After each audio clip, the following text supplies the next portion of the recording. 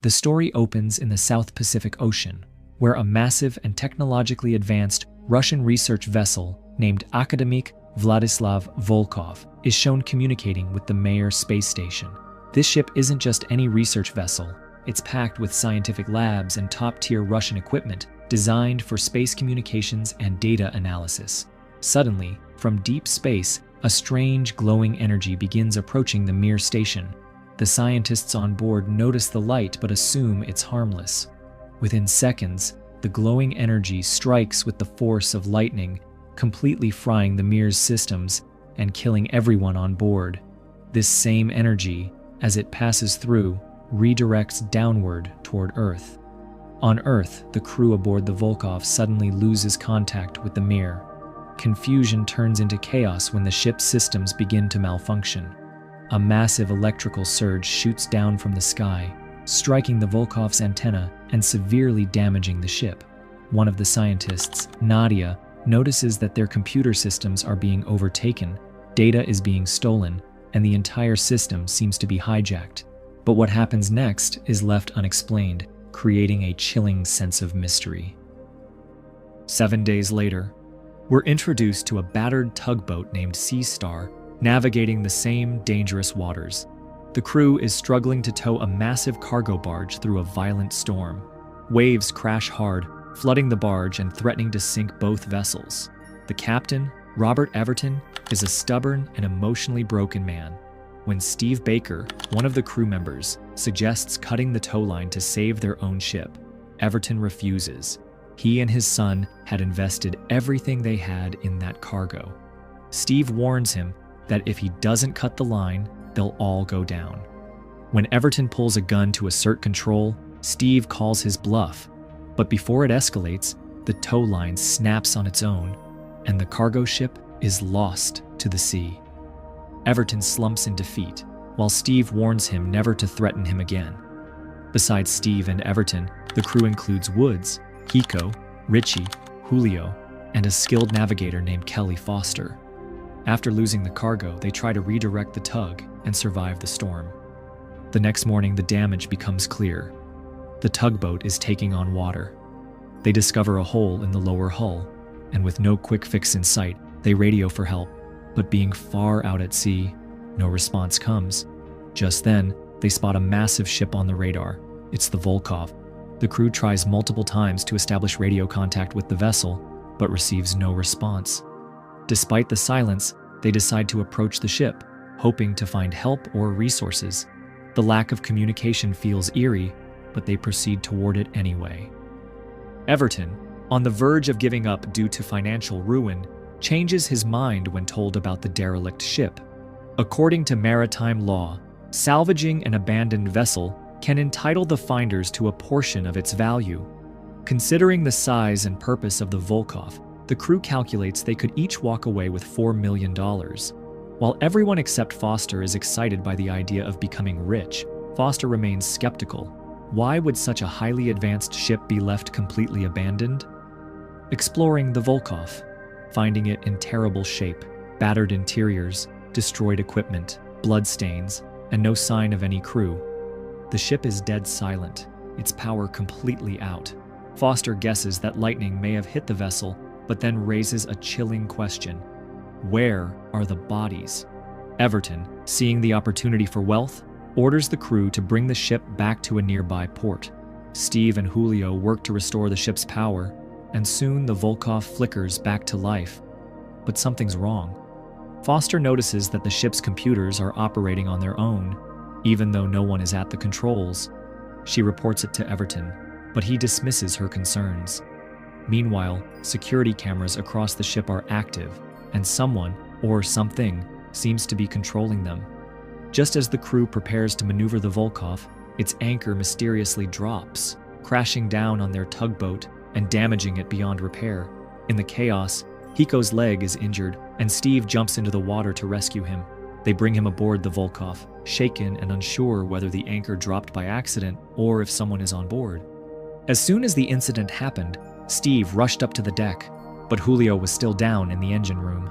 Steve quickly contacted him, letting him know that their tugboat had sunk and warned him that there might be someone else on board this mysterious ship. He told him to lock the doors securely. Steve was furious about what had happened, but despite his anger, he and the crew continued following the original plan, just as the captain insisted, to take this abandoned vessel to a nearby port and claim it.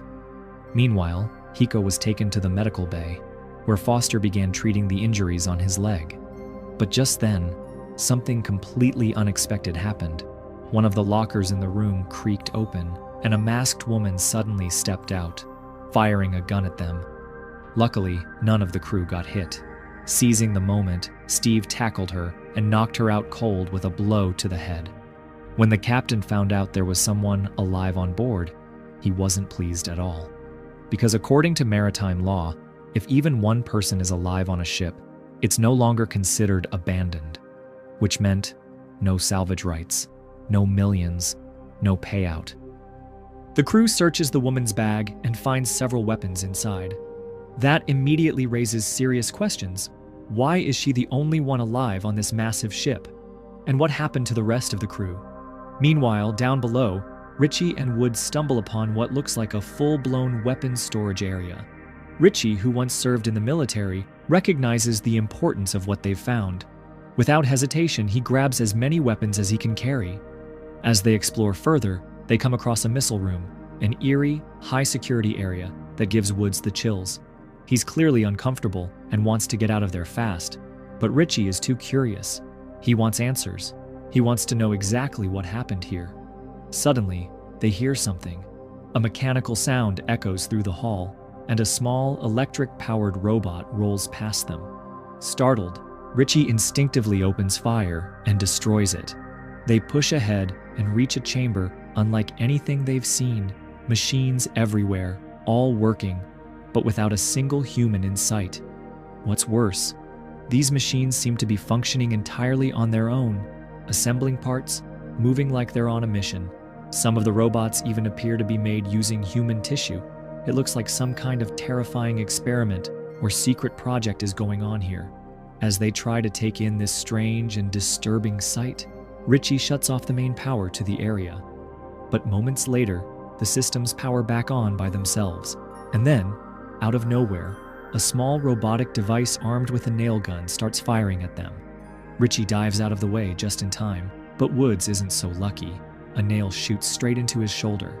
Panicked, they open fire in every direction and rush to escape the room as fast as they can.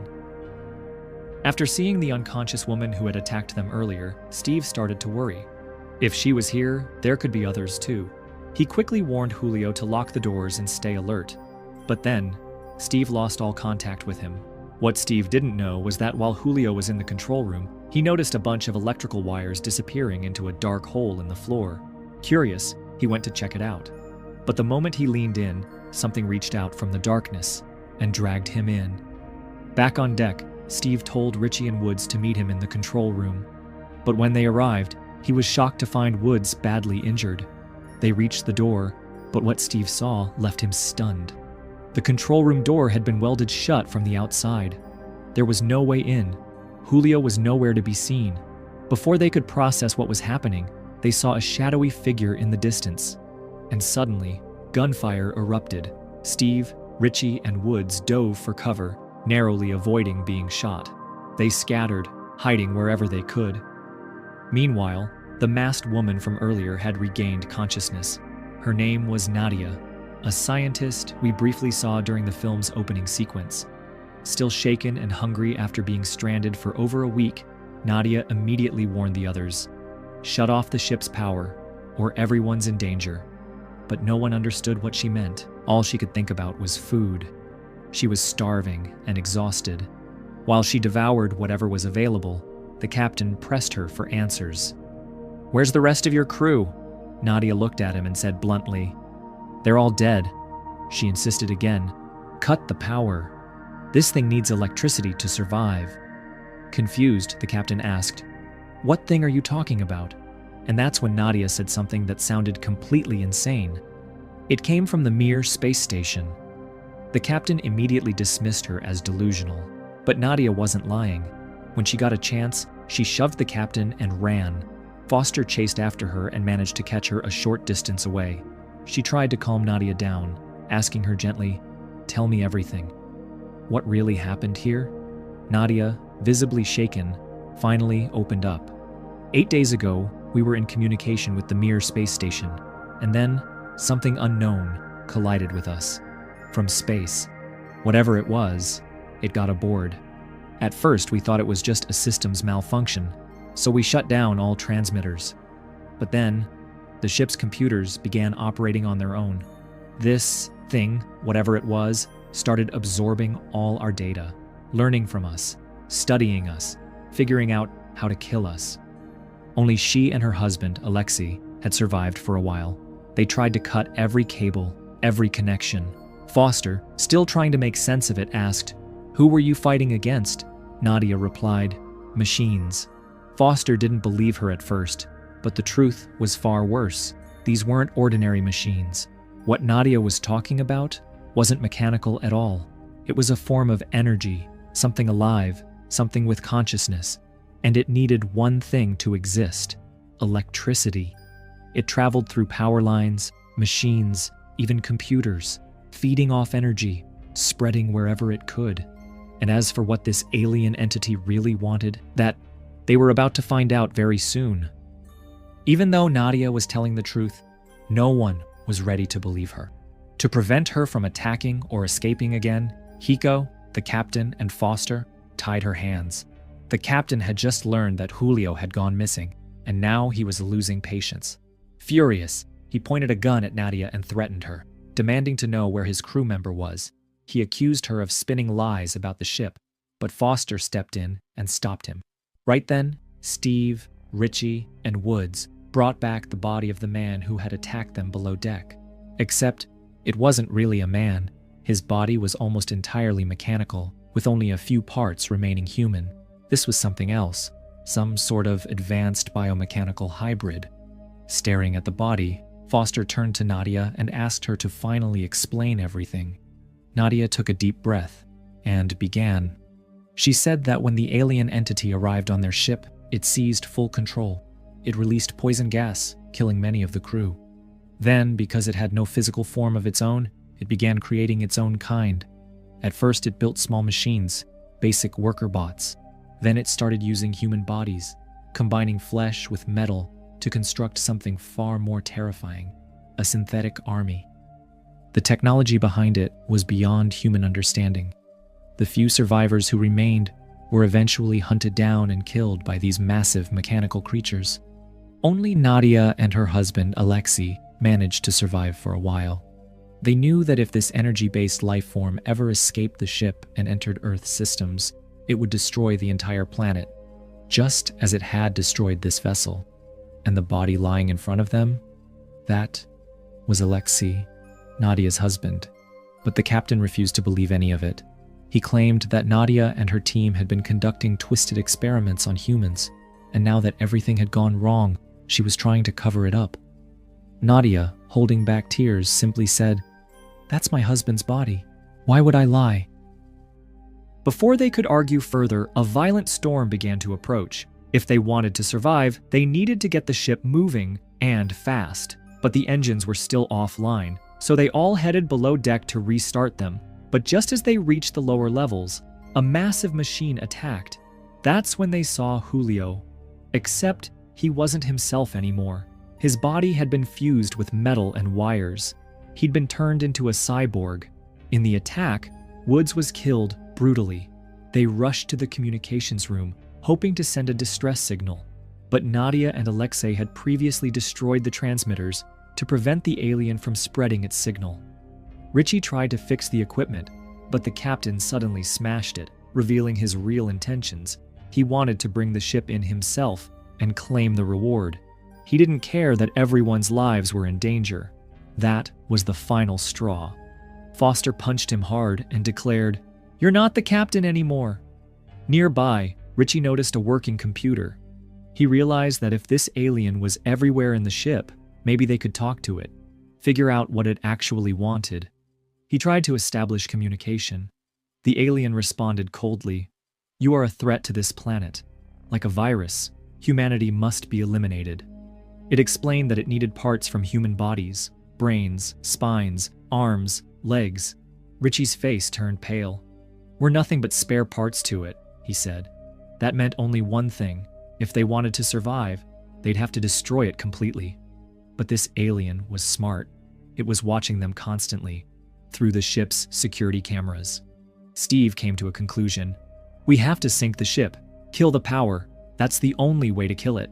Shaken by Julio's horrifying condition, Richie panicked and decided to escape on his own.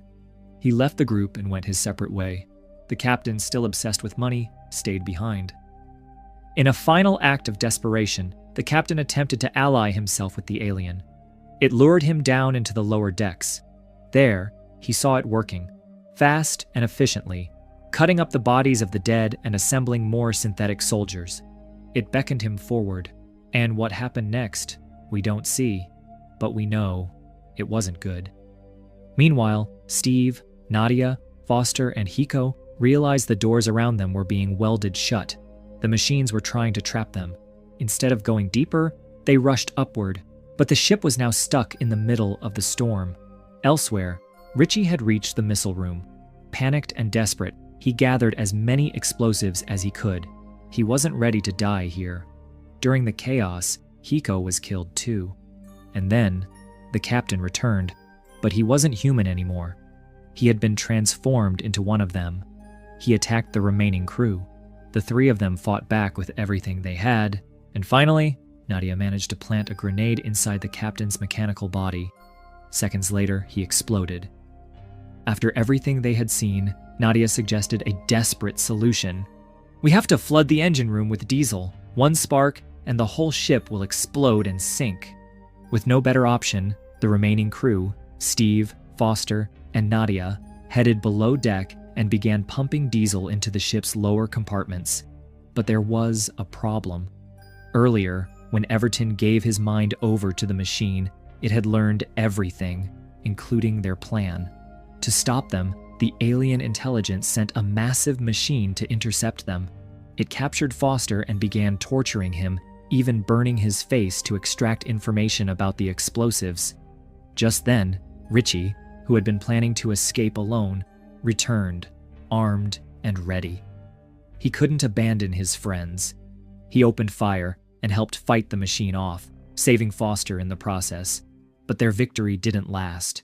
Before they could escape, another machine attacked, and this time, it went straight for Richie. He fought bravely, but didn't survive. Before dying, he whispered the final part of the escape plan to Steve. Now only Steve, Nadia, and Foster remained. But as they ran for safety, debris blocked their path. Foster got trapped. Without hesitating, Nadia sacrificed herself, staying behind so Foster could escape. Shaken and devastated, Foster was eventually found by Steve, who carried her to the missile room. That's where Richie had set up their last hope, a makeshift escape pod, rigged with a rocket and connected to the ship's explosives. Only one person could escape in it. Steve insisted Foster take the pod. As soon as the rocket launched, a set of wires attached to it would activate the explosives on the ship. And just as Foster climbed inside, more machines arrived. They tried to stop them, but Foster hit the launch button, clutching Steve as the rocket blasted off. Seconds later, the fuses were triggered. All the explosives detonated at once. In a massive, fiery explosion, the entire ship was destroyed, completely wiped out beneath the ocean. Miraculously, a nearby vessel received their distress signal and came to rescue them. Steve and Foster had survived, but more importantly, they had saved the rest of humanity. Because if that alien energy had escaped into the world, it would have turned Earth into the same nightmare this ship had become. And that brings us to the end of the film. The concept of the alien entity in this movie is truly fascinating. An intelligent energy that infects machines, learns from us, and sees humanity as spare parts. What made this film stand out was its use of practical effects. Instead of relying on heavy CGI or modern VFX, the team used detailed animatronics and real set design, giving it a gritty, realistic feel that still holds up today. If this movie were made in the modern era, CGI might have enhanced it, but there's no doubt the effort put into these effects added a raw, terrifying charm. Hope you enjoyed the story.